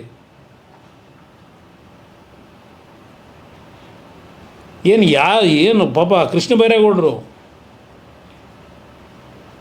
ಏನು ರಾಜ್ಯದ ಎಲ್ಲರದ್ದು ಪೋಡಿ ಮಾಡಿಬಿಟ್ಟಿದ್ದೀವಿ ರೈತರದು. ಹೇಳಿದ್ದು ರಾಜ್ಯದಲ್ಲಿ 2 ಬಾರಿ ಮುಖ್ಯಮಂತ್ರಿ ಆದವನು. ಆ ಜಮೀನಲ್ಲಿ ಒಂದು ಪೋಡಿ ಮಾಡಿಸ್ಕೊಳ್ಳೋಕ್ಕೆ ನನಗಾಗಿಲ್ಲ. ನಿಮ್ಮ ಥರ ಅಧಿಕಾರಿಗಳಿಗೆ ಎದುರಿಸಿ ಮಾಡೋದಾಗಿದ್ದರೆ ಏನು ಬೇಕಾದರೂ ಮಾಡ್ಬೋದಾಗಿತ್ತಲ್ವ. ನಾನು ಕಷ್ಟಪಟ್ಟು ಸಂಪಾದನೆ ಮಾಡಿದ ಜಮೀನದು. ನಾನು ಹಲವಾರು ನಿದರ್ಶನಗಳವೆ. ಮಕ್ಕಳುಗಳನ್ನ ಕಿಡ್ನ್ಯಾಪ್ ಮಾಡೋದು, ಎದುರಿಸೋದು, ಜಮೀನು ಬರೆಸ್ಕೊಳ್ಳೋದು. ಅದು ಯಾವುದೋ ಸೊಸೈಟಿ, ಯಾವನೋ ಒರಿಜಿನಲ್ ದಲಿತರಿಗೆ ರಾಮಕೃಷ್ಣ ಹೆಗಡೆ ಕಾಲದಲ್ಲಿ ಸೈಟ್ ಮಾಡಬೇಕು ಅಂತ ಹೇಳಿ SC ST ಜನಾಂಗ ಕೊಡಬೇಕು ಬಡವರಿಗೆ ಅಂತೇಳಿ ಮಾಡಿದ್ದನ್ನು ಮತ್ತಿನ್ನು ಯಾವುದೋ ನಕಲಿ ಸೊಸೈಟಿ ಸೃಷ್ಟಿ ಮಾಡ್ಕೊಂಡು ಕರ್ನಾಟಕದಲ್ಲಿ ಮಾಡಿದಂಥ ಭಾಳ ಜನ ಇದ್ದೀರಪ್ಪ. ಆ ಕೆಲಸ ಮಾಡಿದ್ದೀವ? ಏನು ನಯ, ಏನು ವಿನೀತ. ಅಬ್ಬಾ ಎಷ್ಟು ಇವತ್ತು ಮಾತಾಡ್ಬೇಕಾದ್ರೆ ಏನು ಗೌರವ. ಅಣ್ಣಾಜಿ, ಅಪ್ಪಾಜಿ, ಅಯ್ಯೋ ನಾನು ಕಾಣದೇ ಇರೋದು ಇವೆಲ್ಲ brother. Sir, Bidadi industrial town ಮಾಡಿದ್ದು ನೀವು, ಆದರೆ ಈ ನೀವು ಇಂಡಸ್ಟ್ರಿ ಟೌನ್ ಮಾಡುವಾಗ ಬ್ರದರ್ ಯಾಕೆ ಸೇರಿಸ್ಕೊಂಡು ಯಾವುದನ್ನ ಬಿಡದಿ ಇಂಡಸ್ಟ್ರಿಯಲ್ ಟೌನ್ ಮಾಡಿದ್ದು ನಿಮ್ಮ ಕಾಲದಲ್ಲಿ? ಒಂದು ನಿಮಿಷ, ನನ್ನ ಕಾಲದಲ್ಲಿ ಮಾಡಿದ್ದಲ್ಲ. ಧರ್ಮಸಿಂಗ್, ಒಂದು ನಿಮಿಷ. ಆರೋಹಳ್ಳಿಗೂ ಕೇತುಗನಹಳ್ಳಿಗೂ ಸಂಬಂಧ ಏನು? ಶಾನ್ ಮಂಗಲಕ್ಕೂ ಕೇತುಗನಹಳ್ಳಿಗೂ ಸಂಬಂಧ ಏನು? ಕೇಳಕ್ಕೆ ಬಯಸ್ತೀನಿ. ನೀವು ಎಲ್ಲಿಗೆ ಬೇಕಾದರೂ ಸಂಬಂಧ ಬೆಳೆಸ್ತೀರಿ, ಯಾವ ಲ್ಯಾಂಡ್ ಬೇಕಾದ್ರೆ ಏನು ಬೇಕಾದ್ರೂ ಮಾಡ್ತೀರಿ ನೀವು. ನಾನು ಹಂಗೆ ಮಾಡೋಕ್ಕಾಗಲ್ವಲ್ಲ. ಆರೋಹಳ್ಳಿ ಹತ್ರ, ಶಾನ್ ಮಂಗಲದ ಹತ್ರ ನೋಟಿಫೈ ಮಾಡಿದ್ದು ಇಂಡಸ್ಟ್ರಿಯಲ್ಗೆ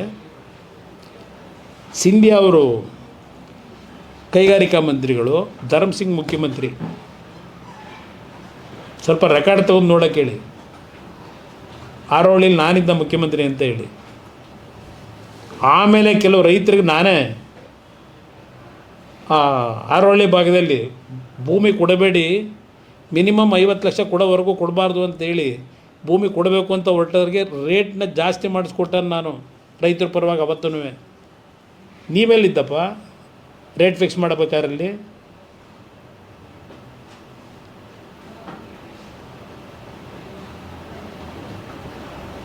ಇಲ್ಲಿ ರೈತರು ಈಗ ಇವತ್ತೇನು ನಡೀತಾ ಇದೆ, ನನ್ನ ಹತ್ರ ಬಂದು ಕೆಲವು ಹಳ್ಳಿಯ ಒಂದು ಬೈರ್ಮಂಗಲ ಭಾಗದ ಯುವಕರು ಮತ್ತು ಹೆಣ್ಣುಮಕ್ಕಳು ಬಂದು ರಿಕ್ವೆಸ್ಟ್ ಮಾಡಿದ್ರು, ಈ ಥರ ಆಗ್ಬಿಟ್ಟಿದೆ ಅಣ್ಣ, ನಾವು ಕೊಡೋಕ್ಕೆ ತಯಾರಾಗಿಲ್ಲ, ಚೆನ್ನಾಗಿ ಬದುಕ್ತಾ ಇದ್ದೀವಿ, ನೀವು ಸೈಲೆಂಟಾಗಿದ್ದರೆ ಹಾಗೆ ನಮ್ಮ ಪರವಾಗಿ ಧ್ವನಿ ಎತ್ತಬೇಕು ಅಂತ ಬಂದು ಕೇಳಿದ್ರು.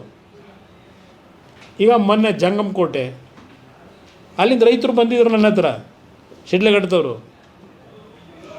ಅವ್ರ ಜೊತೆ ಏನು ಮಾತಾಡಿ ಕಳಿಸಿದ್ದೀನಿ ಕೇಳಿ. ಶಿಡ್ಲಘಟ್ಟದಲ್ಲಿ ರೈತರಿಗೆ ಚನ್ನರಾಯಪಟ್ಟಣದಲ್ಲಿ ಗಲಾಟೆ ಮಾಡ್ತಾಯಿರೋ ಸಾವಿರಾರು ದಿನಗಳು 2 ಸಲ ಅಲ್ಲೂ ಹೋಗಿದ್ದೀನಿ ರೈತರ ಪರವಾಗಿ.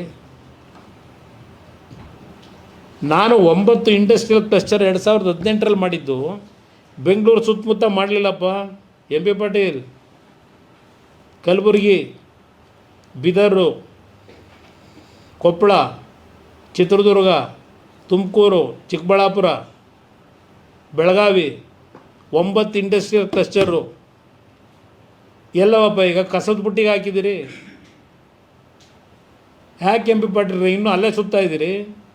ಬೆಂಗಳೂರು ಸುತ್ತನೆಯ ನೀವು ಎಲ್ಲ ಇಂಡಸ್ಟ್ರಿಗಳು ಎಲ್ಲ ರಾಜ್ಯದಾದ್ಯಂತ ವಿಸ್ತರಣೆ ಮಾಡೋರು ನೀವು ಅಲ್ವಾ? ಯಾರನ್ನ ಇಟ್ಕೊಂಡಿದ್ದೀರಿ ವಸೂಲಿಗೆ?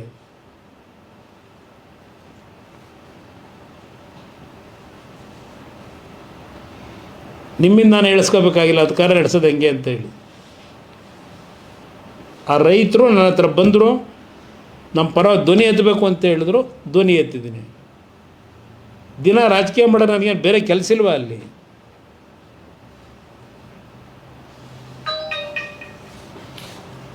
ಪಾಪ ಹೇಳಿದ್ದಾರೆ, ಪಾಪ ಹೆಣ್ಮಕ್ಳಿಗೆ ಅಯ್ಯೋ ಅಯ್ಯೋ ಬಿಡದಿ ಹೆಣ್ಮಕ್ಳಿಗೆ ರಿಕ್ವೆಸ್ಟ್ ಮಾಡ್ತೀನಿ, ನಮ್ಮ ಅಧಿಕಾರಿಗಳಿಗೆ ಹೊಡಿಬೇಡಿ ಎಂಥದ್ರಲ್ಲಿ ಪರಕೆಯಲ್ಲಿ ನನಗೆ ಹೊಡಿರಪ್ಪ ಅಂತ ಅವ್ರೆ. ಇದು ಏನು ರೀ ಒಬ್ಬ ಮುಖ್ಯಮಂತ್ರಿ ಅಂತ ಹೇಳಕತ್ತಿದ್ದೀರಿ? ಬಾಬಾ ಮುಖ್ಯಮಂತ್ರಿ ಬಾಯಲ್ಲಿ ಬರೋ ಮಾತಾ ಇದು, ಬಂದು ನನಗೆ ಬೇಕಾದ್ರೆ ಪರಕೆಯಲ್ಲಿ ಹೊಡಿಲಿ ಅಂತ. ಹೋಗಲಿ, ಯಾರಾದರೂ ಆ ಥರ ಹೇಳ್ತಕ್ಕಂಥದ್ದು. ಒಬ್ಬ ಸಾಮಾನ್ಯ ಕನಿಷ್ಠ ಜ್ಞಾನ ಇಲ್ಲದೆ ಇರೋನು ಹೇಳ್ತಾನೆ, ಬಾರಪ್ಪ ಪರಕೆ ತಗೊಂಬಂದು ಹೊಡಿ ಅಂತ ಹೇಳಿ. ಇದೇನು ನಮ್ಮ ರಾಜ್ಯದ ದುರ್ಗತಿ ಎಲ್ಲಿಗೆ ಬಂತು? ಚಪ್ಪಲಿ ಅಲ್ಲಪ್ಪ, ಅಯ್ಯೋ ದಯವಿಟ್ಟು ಪರಕೆಯಲ್ಲಿ ನನಗೆ ಹೊಡೀರಿ, ಕಲ್ಲು ಹೊಡೀರಿ.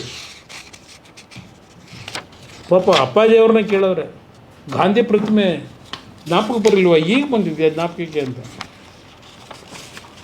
ದೇವೇಗೌಡರು ಅವ್ರ ಜೀವನ ಎಲ್ಲ ನೈಸ್ ಕಂಪ್ನಿ, ಒಂದು ರೋಡ್ ಆಗಬೇಕು ಅಂತ ಆಸೆ ಪಟ್ಟವರು. ಬೆಂಗಳೂರು ಮೈಸೂರು ಆಕ್ಸಿಡೆಂಟ್ಗಳಾಗಿ ಜನ ಸಾಯ್ತಾರಲ್ಲ ಅಂತ ಹೇಳಿ ಡೆಲ್ಲಿಗೆ ಬಂದರೆ ಅವರು. ಆಮೇಲೆ ಏನೇನು ಮಾಡ್ಕೊಂಬಂದ್ರಪ್ಪ, ಇದೇ ಈಗ ಹೇಳ್ತಾ ಇದ್ದೀರಲ್ಲ, ಮಂತ್ರಿ ಆಗಿದ್ದೆ ಏರ್ಪೋರ್ಟ್ ರೋಡು ಎಲ್ಲ ಹೇಳಿದಿರಲ್ಲಪ್ಪ. ಆವತ್ತು ನೈಸ್ ಕಂಪ್ನಿ ಅವನಿಗೆ ಏನು ಅಗ್ರಿಮೆಂಟ್ ಮಾಡಿಕೊಟ್ರಿ? ಆಮೇಲೆ ಏನಾದ್ರು ಡಿಸ್ಪ್ಯೂಟ್ ಬಂದ್ರೆ ಲಂಡನ್ ಕೋರ್ಟ್ ಅಂತೆ. ನಾವು ಮಾಡಿದ್ವಾ ಲಂಡನ್ ಕೋರ್ಟಿಗೆ?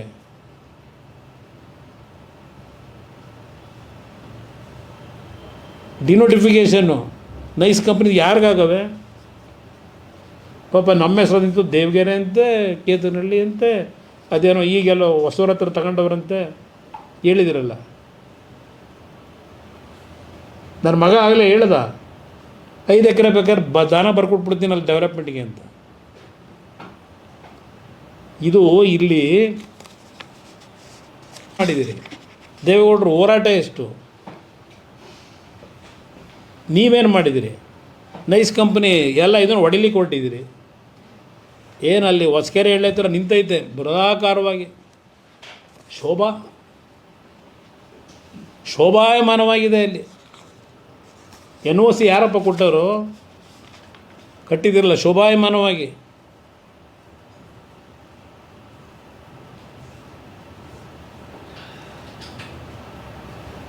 ಕಾಲ ಬರುತ್ತೆ. ಆದರೆ ಒಂದು ನಾನು ಮಾಧ್ಯಮದ ಸ್ನೇಹಿತರಿಗೆ ಹೇಳ್ತೀನಿ, ಈ ಇಶ್ಯೂನಲ್ಲಿ ನಾವು ಬರೀ ನಿಮ್ಮ ಮಾಧ್ಯಮದ ನಮ್ಮ ಸ್ನೇಹಿತರ ಮುಂದೆ ಅವರು ಹೇಳಿದ್ದಕ್ಕೆ ನಾವು ಉತ್ತರ, ನಾನು ಹೇಳಿದ್ದಕ್ಕೆ ಅವರ ಉತ್ತರ ಕೊಡೋದು, ಇಷ್ಟಕ್ಕೆ ಇದು ಸೀಮಿತ ಆಗಲ್ಲ. ಅವ್ರಿಗೆ ಏನಾದರೂ ನಾಲ್ಗೆನಲ್ಲಿ ಬಳಸಿರ್ತಕ್ಕಂಥ ಪದ ಇವತ್ತು. ಇನ್ನು 2 ತಿಂಗಳು ನಾನು ಯಾರಿಗೂ ಏನೂ ಅಲ್ಲಿ ಮಾಡಲಿಕ್ಕೆ ಹೋಗಲ್ಲ ಹೇಳಿದ್ದಾರೆ. ಈಗ ಕೊನೆಗೆ ಏನೋ ಜಡ್ಜಿನ ಕಮಿಟಿನೋ MLA ಕಮಿಟಿನೋ ಏನೋ ಮಾಡ್ತೀವಿ ಅಂತ ಹೇಳಿ. ಇಲ್ಲಿ ಯಾತಕ್ಕೆ ಮತ್ತೆ 4 ಹಳ್ಳಿ ಮಾಡಿದೆಯಪ್ಪ ಇವತ್ತು? ಇನ್ನೂ ಪ್ರೆಸ್ಗೇನೋ ಇದಕ್ಕೆ ಹೋಗಿಲ್ಲ. ಇದನ್ನು ಅಂತಿಮ ಅಧಿಸೂಚನೆ ಹೊರಡಿಸಿ ಬಂದು ಕೂತಿದೆಯಲ್ಲ ಅಲ್ಲಿ ಪ್ರೆಸ್ ಮೀಟಲ್ಲಿ. ನೆನ್ನೆ ಪಟಾಕಿ ಯಾರು ಹೊಡೆದಿದ್ದು ಪತ್ರಿಕೆ ಟಿ ವಿಲಿ ಬರ್ತಾಯಿತ್ತಲ್ಲ ರಾತ್ರಿ, ಸಂಭ್ರಮಾಚರಣೆ ಅಂತ ಹೇಳಿ ಬಿಡದಿಲಿ. ನೆನ್ನೆ ರಾತ್ರಿನೇ ಸಂಭ್ರಮಾಚರಣೆ ಮಾಡ್ತಾವ್ರೆ ಅಂತೇಳಿ ಟಿ ವಿಲಿ ನೀವು ತೋರಿಸ್ತಾ ಇದ್ರಿ. ಅಂದರೆ ಇವತ್ತು ಈ ಹಳ್ಳಿಗಳಿಗೂ ನೋಟಿಫೈ ಮಾಡಿ ಮೊದಲೇ ಮಾಡ್ತೀವಿ ಅಂತ ಹೇಳಿ ನಿಮ್ಮ ಬೆಂಬಲವಾಗಿರೋರಿಗೆ ಪಟಾಕಿ ಹೊಡೀರಿ ಅಂತ ಹೇಳಿದ್ದೀರಾ ನೀವು. ಯಾವ್ಯಾವ ಥರ ನಡ್ಕೊಂಡ್ರೆ ಅದು ಎಂಥದ್ದು ನಮ್ಮ ಏನೋ ಪೋಸ್ಟ್ರುಗಳು ಬೇರೆ, ಪೋಸ್ಟ್ರು ಬೇರೆ. ನಾನು ಒಂದು ನಾಡಿನ ಜನತೆಗೆ ಹೇಳ್ತೇನೆ, ಈ ದೇಶದಲ್ಲಿ ಒಂದು ಪ್ರಧಾನಮಂತ್ರಿ ಸ್ಥಾನನೇ ಅಷ್ಟು ಸುಲಭವಾಗಿ ಬಿಟ್ಟು ಹೊರಗಡೆ ಬಂದಂಥವ್ರಿಗೆ ಯಾರಾದರೂ ಪ್ರಧಾನಮಂತ್ರಿ ಇದ್ದರೆ ಅದು ಒಬ್ಬ ಕನ್ನಡಿಗ.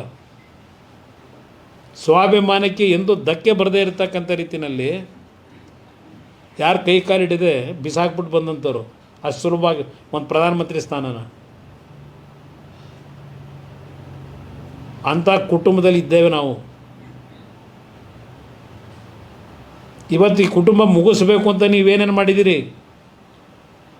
ಈಗಲೂ ಏನೇನು ಮಾಡ್ತಾಯಿದ್ದೀರಿ ಇದೆಲ್ಲ ನಾನಿಲ್ಲಿ ಚರ್ಚೆ ಮಾಡಲ್ಲ. ಹಸುವೆ ಇದಂತೂ ಇಸಿ ಕತೆ ಅಂತ ಇವತ್ತು ಅದೇನೋ ಹೇಳಲಿಲ್ಲ. ಬೀರ್ಬಲ್ ಕತೆ ಇವತ್ತು ಹೇಳಲಿಲ್ಲ. ಏನೋ ಉತ್ತಾ ಇದ್ರು ಕೈನ. ಏನಕ್ಕೆ ಸಹಿಸ್ಕೊಳ್ಳಲ್ಲ? ಎಷ್ಟು ಜನ ಬಂದೋಗಿಲ್ಲ ಜೈಲ್ಗ ನೋಡಿ. ತಪ್ಪು ತಿಳ್ಕೊಬೇಡಿ, ಪದೇ ಪದೇ ಯಾಕೆ ಹೇಳ್ಕೊತಾರೆ ಅವರೇ? ಯಾಕೆ ಅವ್ರು ಹೇಳ್ತಾವ್ರೆ ಜೈಲಿಗೆ ಜೈಲಿಗೆ ಜೈಲಿಗೆ ಅಂತ? ಹೋಗಿ ಬಂದವ್ರಂತೆ ಜೈಲಿಗೆ. ಏನು ದೊಡ್ಡ ಗನಂದಾರಿ ಕೆಲಸ ಮಾಡಿ ದೇಶದ ಸ್ವಾತಂತ್ರ್ಯಕ್ಕೆ ಹೋರಾಟ ಮಾಡೋದ್ರ ಜೈಲಿಗೆ? ನಾನು ಹೋಗಿದ್ದೆ ಪಾಪ. ಇಲ್ಲಿ ನಮ್ಮ ಮಹೇಶಣ್ಣ ಕೂತವ್ರು ನೋಡಿ, ಇವರೇ ಕರ್ಕೊಂಡು ಪಾಪ ಪಾಪ ಇಂಥ ಟೈಮಲ್ಲಿ ಒಂದು ಸಾಂತಾನು ಹೇಳಿ ನಾನು ಹೇಳಿದೆ.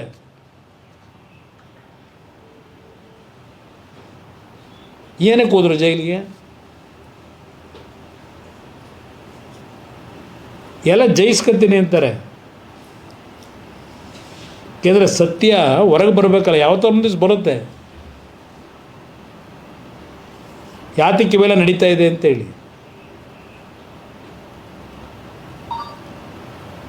ಭಾಳ ದೂರ ಇಲ್ಲ. ಏಕೆಂದರೆ ಇದೇನೋ ಹೇಳ್ತಾರಲ್ಲ, ನಾನು ಆ ಪದ ಬಳಸಲ್ಲ, ಅದೇನೋ ಇದು ಹೇಳ್ತಾರೆ ಏಕೆಂದರೆ ಆ ಡೊಂಕಿನ ಪದ ಬೇಡ ಹೇಳೋದು, ಚೆನ್ನಾಗಿರಲ್ಲ. ಅವ್ರು ಬಂದಿರತಕ್ಕಂಥ ಬ್ಯಾಕ್ಗ್ರೌಂಡು ಸಾಕಷ್ಟೇ, ಬದಲಾವಣೆ ಮಾಡೋಕ್ಕಾಗುತ್ತಾ? ತೆನಾಲಿ ರಾಮಕೃಷ್ಣ ನಾನು ಹೇಳ್ಬೇಕಾಯ್ತದ ಕತೆ. ಅವ್ರು ಬೀರ್ಬಲ್ ಅಂತ ಹೇಳಿದ್ರು ಹೊಟ್ಟೆ ನೋವಿಗೆ. ತೆನಾಲಿ ರಾಮಕೃಷ್ಣ ಕರಿ ನಾಯಿ ಬಿಳಿ ನಾಯಿ ಮಾಡೋಕೆ ಹೋಯ್ತಾನಲ್ವ, ಅದೊಂದು ಕತೆ ಇದೆಯಲ್ಲ, ಮಾಡೋಕ್ಕಾಯ್ತದ? ಬಹುಶಃ ಸಾಕು ಅವರಿಗೆ ಹೇಳೋದು. ನಾನು ಲಘುವಾಗಿ ಮಾತಾಡೋದು ನಿಲ್ಲಿಸಿ, ಆ ಮಾತಾಡಬೇಕಾದ್ರೂ ಆ ಮುಖದಲ್ಲಿ ಆ ಭಯ, ಏನೋ ನೋವಂತೆ ಪಾಪ. ನೋವಿನಲ್ಲೂ ಮಾತಾಡ್ತಾವ್ರಂತೆ. ನೋವು ಪಡೋರು ಅಲ್ಲಿ ಕೂತವ್ರಲ್ಲಿ ಬೈರ್ಮಂಗಲದಲ್ಲಿ ಕಣ್ಣಲ್ಲಿ ನೀರು ಹಾಕೊಂಡ ಹೆಣ್ಮಕ್ಳು. ನಿಮಗೆ ಯಾವ ನೋವಿದೆ? ನಿಮಗಂತ ನೋವು ನಿಮ್ಮ ಆ ಹೃದಯ ಕಟುಕು ಹೃದಯ ಅದು ನಿಮ್ಮದೆಲ್ಲ, ಅದರಲ್ಲಿ ಬಂದರೆ ಅಲ್ಲ ನೀವು. ನಿಮ್ಗೆ ಯಾವ ನೋವಾಯ್ತದೆ? ಅದರಿಂದ ಇವತ್ತು ನಾಡಿನ ಜನತೆಗೆ ಹೇಳ್ತೇನೆ, ಇದರಲ್ಲಿ ಯಾವುದೇ ರೀತಿಯ ರಾಜಕೀಯದ ಪ್ರಶ್ನೆ ಇಲ್ಲ. ನಮ್ಮ ಕಾಲದಲ್ಲಿ ನಾವು ಏನೇ ತಪ್ಪು ಮಾಡಿದ್ರು ಹುಡುಕಿದ್ದೀರಿ, ಹುಡುಕಿ ನನ್ನ ಮೇಲೂ ಹಾಕಿದ್ದೀರಿ ಕೇಸ್ಗಳು ಇದ್ದಾವೆ. ಆದರೆ ಮೆರಿಟ್ ಮೇಲೆ ನಡೆಸ್ತೀನಿ ಕೇಸ್ನ, ನ್ಯಾಯಾಲಯಕ್ಕೆ ಅಗೌರವ ಸಲ್ಲಿಸಲ್ಲ. ಹುಡುಕಿ ಏನಾದರೂ ಇದ್ದರೆ ಇನ್ನೂ ಏನದೇನು ಭಯ ಬೀಳಲ್ಲ. ಆದರೆ ಸುಳ್ಳು ಹೇಳೋದು ನಿಲ್ಲಿಸಿ ಅಷ್ಟೆ. ನಿಮಗೆ ಇಲ್ಲೇ ಹೇಳ್ತೀರಿ, ನನಗೇನು ಯೋಜನೆ ಬಗ್ಗೆ ಅವಶ್ಯಕತೆ ಇಲ್ಲ ನನಗೆ ಅಂತ ಹೇಳ್ತಿದ್ದೀರಿ. ಯಾರಿಗೆ ಅವಶ್ಯಕತೆ ಅಂತ ಈ ಅರ್ಜಿ ಹಾಕಿದ್ರಿ ನಿಮ್ಮ ಹತ್ರ? ಓಲಿ ಹಳ್ಳಿ ಜನವಾದರೆ ಕೇಳಿದ್ರಾ ಮಾಡಿಕೊಡಿ ಅಂತ? ಏನೋ ಕುಮಾರಸ್ವಾಮಿ ಕಾಲದಲ್ಲಿ 25 ಲಕ್ಷಕ್ಕೆ ಫಿಕ್ಸ್ ಮಾಡಿಬಿಟ್ಟಿದ್ದಂತೆ. ನೋಟಿಫಿಕೇಷನೇ ಮಾಡಿಲ್ಲ ನಮ್ಮ ಕಾಲದಲ್ಲಿ. ನೋಟಿಫಿಕೇಷನ್ ಮಾಡೋದು 2020 ಇವ್ರು ಮಾಡ್ಕೊಂಡವ್ರೆ 26ರಲ್ಲಿ ಫೈನಲ್ ನೋಟಿಫಿಕೇಷನ್ನ. ನಾನು ನೋಟಿಫಿಕೇಷನ್ ಮಾಡಿದ್ರೆ ದುಡ್ಡು ಹೆಂಗೆ ಫಿಕ್ಸ್ ಮಾಡೋಕ್ಕಾಯ್ತದೆ? ಅಷ್ಟು ಬೇಡವ? ಗೊತ್ತು, ಇಷ್ಟೆಲ್ಲ ನಡೆಸ್ತಿರಲ್ಲಪ್ಪ ದಿನ ವ್ಯವಹಾರ. ರಾತ್ರಿ 12 ಗಂಟೆ 1 ಗಂಟೆವರೆಗೂ ಅದೇನೋ ಕುಮಾರ ಕೃಪಾ ಎಲ್ಲಾದರೂ ಉಂಟೇನ್ರಿ? ನಿಮ್ಮ ಮನಸ್ಸಾದರೂ ಹೇಗ್ರಿ ಬಂದಿದೆ? ಆ ಕುಮಾರ ಕೃಪಾ ಒಂದು ಹೆರಿಟೇಜು ಬಿಲ್ಡಿಂಗ್, ಅದು ಅನ್ಯಾಯ ಮಾಡಿದ್ದೀರಿ, ಕೇಳೋರು ದಿಕ್ಕಿಲ್ಲ.